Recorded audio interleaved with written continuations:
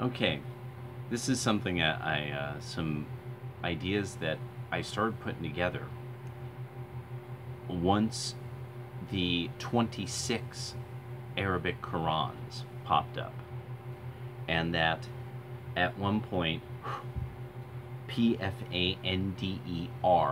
films, Pfander films, they are associated with David Wood at Act 17 Apologetics. That Pfander films, when going over these 26 Qurans, there was actually a statement that one of the things they had read had something to do. It was fundamentally just the way the language was used in reference to the divine and sort of the universe. And this totally made either God was within the universe or God was outside of it, controlling it. These two Qurans had and this is a key theological issue, absolutely key. Now the work that Pfander Films has done is showing that no, the Quran literally was pieced together. It almost seems in reaction. It actually is a political. It's a spiritual system apparently put together by what was it? I think it was that it's looking like it was Abd Malik, and that because he had hold of the stone, the black stone, which is the black stone of Petra. So when there's some earthquake in Petra, that the mosques face Petra. Then as they take the black stone further and further away, so they're establishing their territory. So they finally get to a territory that they will absolutely control, and that's Mecca. So it's looking like, because now people who are like, oh yes, there's innumerable descriptions of geography that make no fucking sense whatsoever. But it does make sense if you sort of move the whole story to a whole different area. And more, that's what it's looking like is what's up. That this was something pieced together from, pieced together from a number of different texts. Because other people have told me in comments, there's some Christian text that is like a not properly put together form of the New Testament, or it's considered apocryphal, and that it was in that region. It was in the Arabian Peninsula. So it's not like bin Salman. Mohammed bin Salman. The kings, so the patrilineal. So usually it's the matrilineal line that inherits. The matrilineal, if you look that guy up, yeah, that guy, he's gotten a feast of, he's gotten a whole lot of feast to eat shit, because it's looking like he was solidly in cahoots with the Democrats. That he had almost all the kooky, crazy shit is him. Thomas Wichter has pointed out that Mohammed bin Salman is the one who was basically kind of, the king basically had him learn all the statecraft and warcraft. He was basically coming up as this thing called the GCC was being put together, so that there was no longer going to be outside regional control of security and warfare and territorial control and all that. No. It would be Jordan, maybe the Emirates, or Oman, maybe the Emirates, or maybe Qatar, or some. It would depend. So I mean, Qatar had a bunch of chemical weaponry. We know that it was I think a Qatari element that got the chemical weaponry to Syria that ISIS set off, and al-Nusra and all those types were setting off. Um, Bahrain, I mean, if you look up Bahrain Revolution TV, Bahrain, whatever, there's a reason why we don't hear about Bahrain, because that is obviously a territorial skirmish that is happening in the streets through agitation and propaganda, agitprop. And so you could watch like riots and the police cracking down on people all the time in Bahrain. There's literally a fucking TV station. There's a channel on YouTube. That's all they show. Bin Salman has to know the Wahhabists had, like, the reason the Wahhabists are nut jobs, their imams were nut jobs, is because they had to be. Anybody who founded imagine if your family was relatively wealthy and had one of these other Qurans that you can buy. That's one of the things that came up. They're like, you can go to a store and there is this Quran, Quran number 10. It does not match the 1924 codified Quran, codified in Egypt. I'm thinking this has 1924, kind of thinking this has something to do with Hassan Al-Banna, the Muslim Brotherhood, and the congealing of that school of thought. And the odd coincidence of somebody like Ad-Din al-Afghani, the creator of Salafism, who is being courted by all these, by people like Blavatsky and so if I remember right, Ad-Din would be a generation before Al-Banna. That Al-Banna was a contemporary of Hitler, and they were actually, he would write Hitler glowing letters about how great Hitler was. Salafism was developed, if I remember correctly, that's solidly like the 1890s or 1870s or something. But I mean, Blavatsky and him, like, supposedly were in the same room together. And he develops this form of mystical, super conservative Islam, and who knows what Quran he had based it on. This is even more so now. People who really understand mysticism, imagine if you had 20 Greek Bibles that somehow the words are mostly all the same. It's just you put a different accent on one or the other and it totally changes the meaning. Well, that's the thing, is because of all the jots and tittles, I forget what they're called in Arabic, some of these words are entirely different words. So so a world of veils, secrecy, duplicitousness. This was, of course, be normal if you had a religion that was literal, that the entire system, that one version says you should kill all the people who aren't like you. This other version says, no, just kill the ones who don't have their religion written in a book. Then this other one says, no, you can kill everybody. You can enslave the Christians and the Jews, but really they're kind of okay. If they pay taxes, really you should leave them alone. But you can't take them slaves. But all the rest of them, no, they gotta go. You know, either you enslave them and then kill them, or you just kill them and take all their shit. You know, and so this is amazing how you could use it. And so in these Pfander films, one of the things they actually even buttress all of this with is that they have tracked the career of one of the greatest reciters in early Islamic history. And they have the Quran written when he was here, and then they have the one that was written when he was here.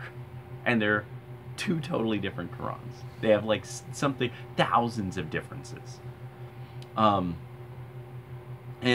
at the time they're making these films, they're like, unfortunately, we have not done the calculation for the next bunch we found, totaling out to something like 30 or 31 different Qurans that are different than the official 1924 codified one. Bin Salman has to fucking know this. This guy deals with high technology weapon systems. He sells billions and millions. The guy's got billions and millions rolling around. He's got like a hundred, siblings who want to assassinate him. This is not a stupid man. This is a high functioning person, and that's why he's running the fucking show now. He has to know this. He's got to just be like, this is this constant warfare, this constant fucking chaos. The fact that we have too many young men, and that unless we start doing something about this, we are going to have a total fucking disaster on our hands. If the wind blows too hard, we'll be wiped fucking off the face of the planet. We are so the survival of the Arabian Peninsula is so tenuous. They need their Reformation Enlightenment, but it's going to be something totally different. And him moving stuff toward modernism, already he has said he is going to uproot the Muslim Brotherhood because it is a cancer, and that he will and that the Muslim Brotherhood will cease to exist. The fact that he's going after Hezbollah and Hamas and all the proxies of Iran. He has to get Turkey to call it cool with the Kurds, and the Kurds to call it cool with Turkey, and the Kurds to drop all this communism shit and all the socialism shit. They're gonna. You could think that way, you could be that way, but drop it. Do not try to get people from other countries to train here, any of that shit anymore. This shit is done. You have your territory, no one will fuck with you. This shit is done. I'm thinking that's what it's going to be like. The fact that he's starting to just liberalize all that business. This is basically that he's trying to make Islam, he wants something like the 50s. He wants something like the 40s again. He wants, people, pros and people in suits and women with their hair out going to real jobs and not this insane backwards stuff because remember, the hijab is that's an Iranian thing. That's an entirely Persian Islamic thing. And so and the fact that that's taken over everywhere, it had to end. There was no place they could go. I mean, what were they going to do? Really, what could they possibly? How crazier? How more Islamically nuts could they have been? How much more like this sort of black hole of of just where Hassan chops, that you've done something wrong because you're being executed in public, where are people shouting religious commandments over speakers, in the streets? Like, I mean, what kind of backwards, crazy verse must be there? That's what, so many people across the rest of the world had to think. Not even Democrats could sit back and be like, oh yeah, Saudi Arabia, I bet things are super normal there. So he had to end it. He has to end this. And this might be called reforming. It will be called all kinds of things. This is very much like Putin. That it will look like one thing, but what this is Pacepa put it in Disinformation. This is glasnost. It's polishing. He's polishing the legacy of Saudi Arabia. That at the end of this king's rule, he brought in somebody who modernized Arabia, and the fact that they control Mecca, he's already starting to replace imams, stuff like that. And so I'm thinking none of this is a coincidence. I'm thinking that this really is that that the real truth about Islam is it's going to take about a generation for it to come out. But it's going to finally come to this point where people are like, okay, well, but what this is about is that we you know, there's a God and blah, blah, blah, and, you know, but, and that they'll have to accept that these rites were pretty much piecemeal things added together, and that, I mean, once you start to get to, you know, the Sunnah and the Hadiths, then, I mean, now you're just dealing with, I mean, just fucking make-believe. Just total make-believe, most likely. Most likely.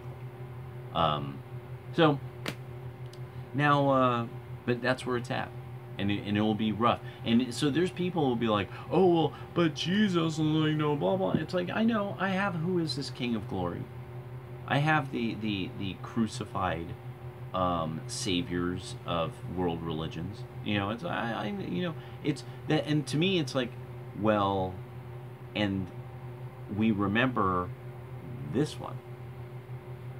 If nothing else, you're just proving that there is some very great truth that it seems like people remembered because they had some absolutely undeniably potent symbol for it. And that the lesson learned was reasonable. And that's why we have reason. Because the early fathers of the church even said that what you should be doing is thinking about things. You should consider. You should meditate on the subject and let your mind do what it's supposed to. That's why God gave you one. And just all, yeah. It's going to be rough for Islam. It's going to be very, very rough. I think, in the Western nationalist movement, just simply need to do everything we can to encourage mass deportation from Europe. Period. I mean, there is no option to that one. That was completely wrong. It is obviously an operation run by the EU that's against every concept of human rights and international law and ethics and everything. You know, it's completely amoral. It's completely amoral. And that it's absolutely something that, you know, Brussels is in league with bad people to do that. Europe can have a period of low population, and then it can come back and have more people in it. You know, they don't need to be invaded, and that's what's up. They are being invaded, and it's everything that is moral, right, and good and reasonable says that these people should be given every opportunity to leave nice and peacefully, and that they should be given almost no other option. Yeah, no imprisonment, no island in the Mediterranean. It's just no, and if it's just no, we're gonna just drop you off someplace. Sorry. You know, don't worry. No, the Islamic world has its own charities. It has its own systems to organize people, and it's time that they do so. They like bragging about themselves so fucking much. They have so much fucking pride. Well, take your people back and reassimilate them. Period. Because you're going to have to. Because you shouldn't be given an option by the EU or the Europeans post-EU. It'll be nice and easy when you're not given an option. You're liberated by having no option. Yeah. So I thought, I was watching something that Sargon had put together about, you know, Muhammad and intersectional feminists, and it was one of these things where I'm like, oh yes, you guys don't know about that. You guys don't know that there's been this recent research that is, and it's undeniable that these people broke down the case, and they're like, this is not something deniable. The evidence is actually still here today. Like, these mosques don't face Mecca. they absolutely don't face Mecca. You know, all these mosques all face the same city, and it's not Mecca. And then these mosques face the same city, and it's not Mecca. And then, you know, so yeah, Mohammed bin Salman has his own big plans, but it's also that he is now also one of these people, very much like Trump, that he has very few options left. He saw the disasters coming. He saw how disastrous everything was going to be with the UN, EU, and then the Democrats running America, Canada, and Mexico, and Venezuela, all in the whole deal, like becoming one giant union of fucked up shit. And I mean, just you know, the united world of shitholes.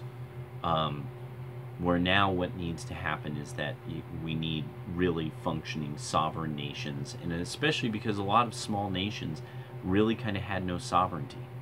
You know, they had sovereignty, and then they started, after the Great Wars, they had to answer up the chain to larger regional groups, because there's all these weird regional treaties all over the world too, and regional groups that all have to work together.